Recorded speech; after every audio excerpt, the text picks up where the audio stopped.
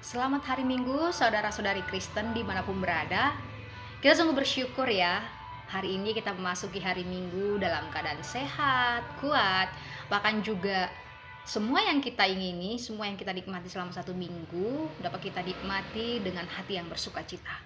Ya, firman Tuhan di hari Minggu ini yang akan kembali lagi menyapa kita atau mengingatkan kita tertulis dari Yeremia pasal 31 ayat 35 sampai 37. Gereja memberikan temanya yaitu ketetapan-ketetapan Tuhan yang tidak berubah. Ketetapan-ketetapan Tuhan yang tidak berubah. Saudara-saudara Kristen, berbicara tentang ketetapan, banyak sekali ketetapan-ketetapan yang mungkin kita buat sendiri, ketetapan-ketetapan yang kita lihat, bahkan ketetapan-ketetapan Allah yang ada dalam Alkitab. Apa itu ketetapan? Ketetapan artinya sesuatu yang sudah ditentukan yang harus terjadi. Sesuatu yang sudah ditentukan yang harus terjadi. Nah, kalau sudah ditetapkan, ya harus terjadi. Nah, lantas, apa sih maksud firman Tuhan di Minggu Judika ini mengenai ketetapan? Teman-teman, Bapak, Ibu, Saudara-saudari, jika kita mempercayai Allah dan janjinya serta ketetapannya, kita meyakini bahwa Allah kita bukanlah Allah yang gampang berubah atau Allah yang berubah. Ketika dia sudah menetapkan bahkan mengenai janjinya, dia pasti melakukan, melaksanakan, dan menggenapinya. Ini sangat berbanding terbalik dengan manusia. Manusia akan berjanji, manusia akan mengatakan A, besok sudah jadi C. Manusia akan mengatakan A, besok sudah D. Atau sekarang mengatakan A, besok B. Atau yang lebih mengerikan, sekarang mengatakan A, besok Z.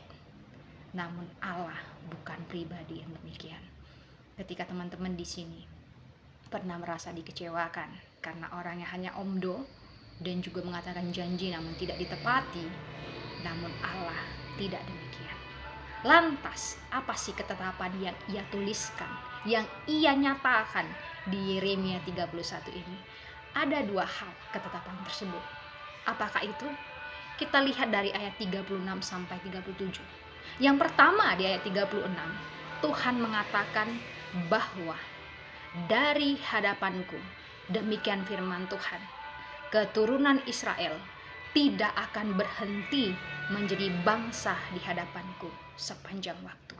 Yang pertama, Allah akan tetap mengakui bahwa bangsa Israel akan tetap menjadi bangsanya di hadapannya sepanjang waktu. Wow. Artinya apa?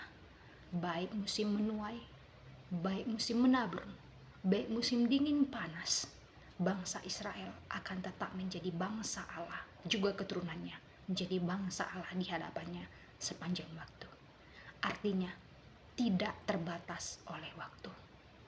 Kapanpun, mulai saat ini ditulis dan sampai selama-lamanya, sampai kapanpun tidak tahu kapan waktu berhenti, mereka akan tetap menjadi bangsa Allah. Meskipun kita lihat di masa Yeremia menuliskan ini, bangsa Israel adalah bangsa yang tegar tengkuk, yang terus sekali istilahnya bandel kepada Tuhan, membangkang, meninggalkan Tuhan, melukai hati Tuhan. Bahkan mereka meninggalkan Tuhan dengan pergi percaya kepada bangsa-bangsa lain, bahkan menyembah Allah-Allah lain. Bukankah ini cinta yang bertepuk sebelah tangan? Ketika Allah menyatakan kasih-Nya memilih mereka menjadi bangsa yang akan meneruskan keselamatan, namun akhirnya mereka beralih ke Allah lain. Namun meskipun demikian, dalam perjanjian baru ini, Allah menyatakan mereka dan keturunannya akan tetap menjadi bangsa Allah di hadapannya sampai kapanpun, sepanjang waktu. Ketika saya merenungkan ini, saya dapat melihat betapa sabarnya Allah ini, betapa tinggi dan dalamnya kasih Allah ini. Dia tidak peduli apapun yang akan terjadi, dia menetapkan bahwa bangsa Israel akan menjadi bangsa mereka, bangsa Allah sepanjang waktu. Yang kedua, apa ketetapannya? Disebutkan di sini, aku tidak akan menolak segala keturunan Israel karena segala apa yang dilakukan mereka. Bayangkan, tidak akan menolak segala keturunan Israel terhadap apapun yang mereka lakukan. Apakah Tuhan tidak tahu bahwa bangsa Israel akan bandel kembali dan menyakiti hatinya? Tuhan pasti tahu. Apakah Allah akan tahu bahwa mereka akan melakukan dosa dan tidak taat terhadap Taurat dan semua yang akan Tuhan katakan kepada mereka? Tuhan tahu. Tapi Tuhan dalam segala kasih-Nya mengatakan bahwa Dia tidak akan menolak bangsa Israel apapun yang Ia lakukan, meskipun nanti menyakiti hatinya. Bukankah ini cinta yang begitu dalam? Cinta yang meskipun ditolak, bertepuk sebelah tangan, meskipun mereka nanti akan melakukan banyak hal yang menyakiti hatinya, namun Tuhan tidak pernah menolaknya. Dari sini kita dapat melihat bagaimana keseriusan Allah, bagaimana Allah sudah menetapkan ini untuk mereka-mereka yang pasti akan gagal. Dari sini saya melihat ketika ini terjadi antara hubungan manusia, kita dikecewakan, kita ditinggalkan, semua janji tidak dilakukan, kita pasti akan menolak, putus sama orang tersebut. Namun Allah tidak memutuskan hubungan kepada mereka. Dua hal ini saya rasa sudah cukup menggambarkan betapa kasihnya Allah terhadap ciptaannya, secara khusus orang bangsa Israel di saat ini ketika firman ini keluar dari Yeremia. Akankah Allah berubah? Ketetapan Tuhan itu tidak berubah. Bahkan di ayat 35 Ia menggambarkan ketetapan tersebut seperti apa? Matahari untuk menerangi siang, bulan dan bintang-bintang untuk menerangi malam.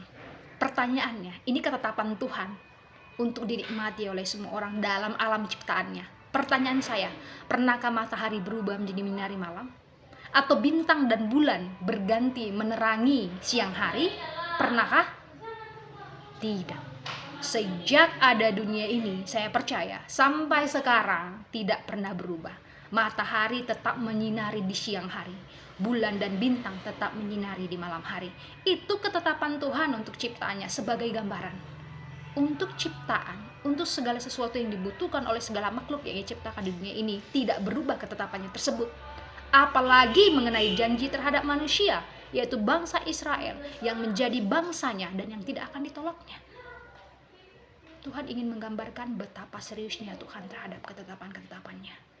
Jadi saat ini hati-hatilah terhadap ketetapan Tuhan dan apa yang sudah Dia tuliskan. Beriman dan percayalah kepada ketetapan tersebut dan meyakini akan anugerahnya, akan kuasanya yang akan menggenapkan ketetapan tersebut. Saudara-saudara yang kasih oleh Tuhan, saya mau bertanya kembali. Ketika ini adalah perjanjian baru dan kita melihat pertama kali ini dituliskan kepada bangsa Israel secara jasmani, kita sebagai orang-orang bangsa Israel rohani, sudahkah kita meyakini ini? Mungkin teman-teman bertanya, siapa sih bangsa Israel secara rohani? Rasul Paulus menuliskan dalam suratnya, mereka yang tidak disunat secara lahiriah, mereka yang keisraelannya bukan secara jasmaniah, adalah orang-orang yang percaya terhadap Tuhan Yesus. Tuhan Yesus menjadi yang sulung di antara semuanya, sehingga kita mendapat bagian orang-orang non-Yahudi untuk percaya, mendapat bagian menjadi bangsa Israel secara rohani. Pertanyaannya kepada kita, sudahkah kita percaya kepada Tuhan Yesus? Banyak orang Kristen bahkan sejak di kandungan dan lahir sudah menjadi Kristen. Namun sungguh-sungguhkah dia sudah percaya kepada Tuhan Yesus yang sudah mati di kayu salib untuknya?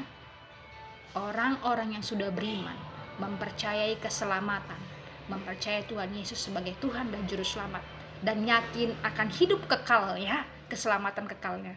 Merekalah Israel secara rohani. Dan mereka Israel secara rohani, mereka lah yang menerima kedua ketetapan ini. Menjadi bangsa Allah. Dan yang kedua, menjadi orang-orang yang tidak akan ditolak oleh Tuhan. Wah, bukankah sungguh indah ketika beriman dan percaya pada Tuhan Yesus? Kamu tidak akan pernah ditolak. Kamu akan tetap menjadi kesayangannya, menjadi bangsanya sendiri. Sekarang, sudahkah kamu percaya akan hal ini, akan berita ini?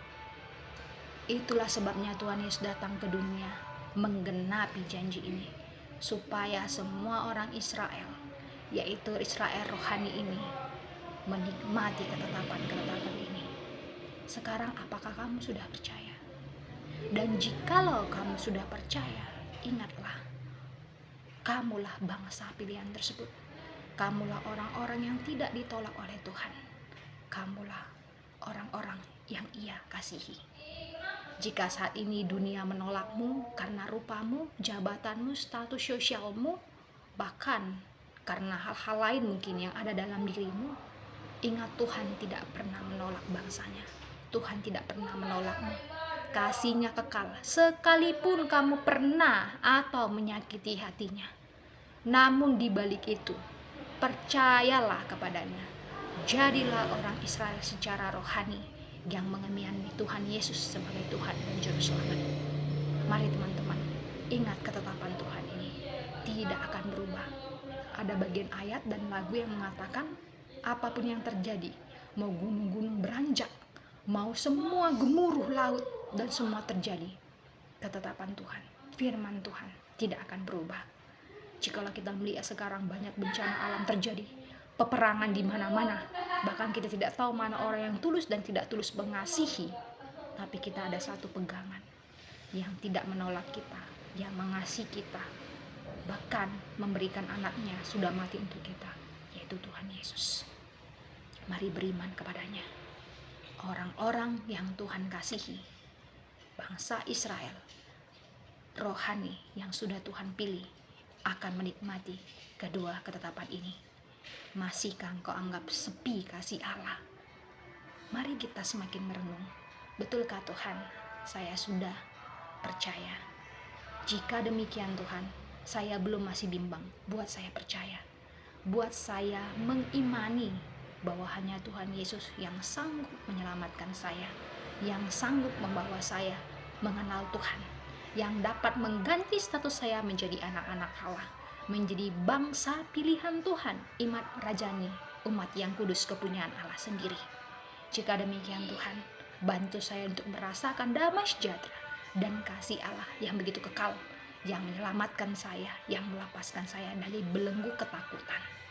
Ingat, ketetapan Tuhan tidak akan pernah berubah. Apapun yang terjadi, Tuhan akan melaksanakan, menggenapi ketetapannya tersebut. Demikian firman Tuhan. Kiranya kita semakin mengenal siapa Allah. Kiranya kita adalah orang-orang Israel rohani yang adalah bangsa Tuhan yang Ia kasihi, yang tidak akan pernah Dia tolak apapun yang terjadi. Amin. Kita sungguh bersyukur. Selamat hari Minggu untuk kita semua.